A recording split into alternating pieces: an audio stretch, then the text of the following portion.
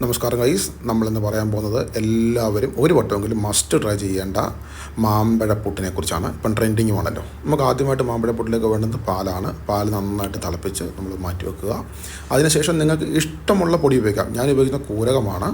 നിങ്ങൾക്ക് ഏറ്റവും ബെറ്റർ അരിപ്പൊടി തന്നെയാണ്. അങ്ങനെയുള്ള ഏത് വെള്ളം ഉപയോഗിക്കാം. അതിലേക്ക് നമ്മൾ മുമ്പേ തിളപ്പിച്ച് മാറ്റി വെച്ച പാല് ചേർത്ത് വൃത്തിയായിട്ട് ഇളക്കുമ്പോൾ ആദ്യം ഇങ്ങനെ കട്ട പിടിച്ചിരിക്കും. അത് വൃത്തിയായിട്ട് ഇളക്കിയതിന് ശേഷം നമ്മൾ കൈ കൊണ്ട് നല്ലപോലെ തരിതരിയാവുന്ന പോലെ എടുക്കണം. അറിയാലോ, പൊട്ടുപൊടി ഉണ്ട കുത്തിയിരുന്നാൽ കഴിക്കാനും കൊള്ളില്ല. അപ്പം തരിതരി പോലെ ആക്കിയിട്ട് നല്ലപോലെ ഒന്ന് മയപ്പെട്ടി എടുത്തതിന് ശേഷം ഇതേപോലെ വെള്ളം അവിടെ റെസ്റ്റ് ചെയ്യാൻ വെക്കണം. അത് റെസ്റ്റ് ചെയ്യാൻ വെച്ചതിന് ശേഷം നമുക്ക് നമ്മുടെ പ്രധാനമായിട്ട് മാങ്ങ വൃത്തിയാക്കാം. അപ്പം മാങ്ങ വൃത്തിയാക്കുമ്പോൾ ശ്രദ്ധിക്കേണ്ട കാര്യം, മാങ്ങ ചള്ളി പോകുന്ന ഒരവസ്ഥ ഉണ്ടാവരുത്. പിന്നെ അതേപോലെ പുളിപ്പുള്ള മാങ്ങ ആകുകയും ചെയ്യരുത്. മാങ്ങ പരമാവധി ഇതേപോലെ നൈസായിട്ട് അരിഞ്ഞെടുക്കാൻ ശ്രമിക്കണം. കാരണം ഈ നൈസ് ആവും തോറും ആവി കയറുമ്പം അത് എല്ലാം സെറ്റായിട്ട് വരുന്നത് നൈസായിട്ടിരിക്കുമ്പോഴാണ്. പരമാവധി നൈസാക്കി എടുക്കാൻ നോക്കുക. രണ്ട് തരത്തിലുള്ള മാങ്ങകളുണ്ടെങ്കിൽ നല്ലതാണ്. ഒരു ഇച്ചിരി പഴുപ്പ് കൂടിയതും ഇച്ചിരി പഴുപ്പ് കുറഞ്ഞുമാണെങ്കിൽ നല്ലതാണ്. കാരണം അത് ആവി കയറുമ്പോൾ നല്ല സെറ്റായിട്ട് കിട്ടും.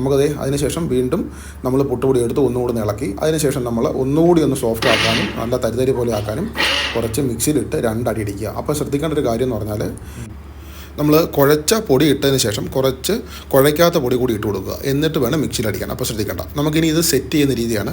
പുട്ട് എല്ലാവർക്കും അറിയാവുന്ന പോലെ തന്നെയാണ്. നമുക്ക് സെറ്റ് ചെയ്യുന്നതിന് വലിയ പ്രത്യേകിച്ച് പണിയൊന്നുമില്ല. എന്നാൽ തന്നെ ആദ്യം നമ്മൾ പുട്ടിന് എന്താ വേണ്ടുന്നത്, ഏറ്റവും പ്രധാനപ്പെട്ട ഐറ്റം തേങ്ങയാണ്. അപ്പം തേങ്ങ നമ്മളിട്ടു. അതിനുശേഷം നമ്മൾ ഒരു ലെയറിലേക്ക് പൊടി ഇട്ടു. അതിനുശേഷം അതിലേക്ക് ഇടേണ്ടത് മാങ്ങയാണ്. മാങ്ങ ഒരു നല്ല തിക്ക് പോലെ, ഒരു കട്ടി പോലെ വരത്തക്ക രീതിയിൽ ഇടണം.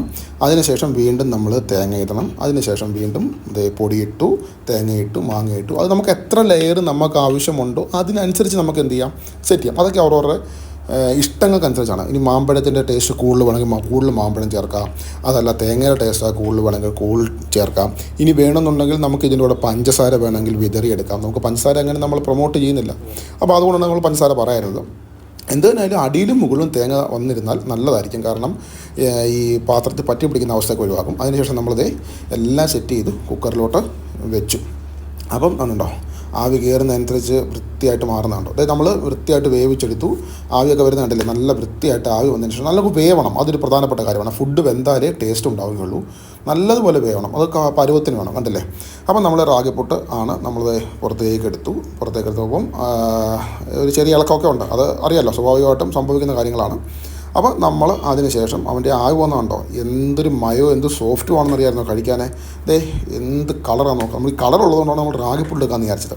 പിന്നെ അതിൻ്റെ മുകളിലേക്ക് പാല്, വീണ്ടും പഞ്ചസാര ചേർത്ത പാല് വേണമെങ്കിൽ ഒഴിക്കാം, അല്ലാത്ത പാല് ഒഴിക്കാം. പാലൊഴിച്ച് നല്ല സെറ്റാക്കി വെച്ചേക്കുന്നു.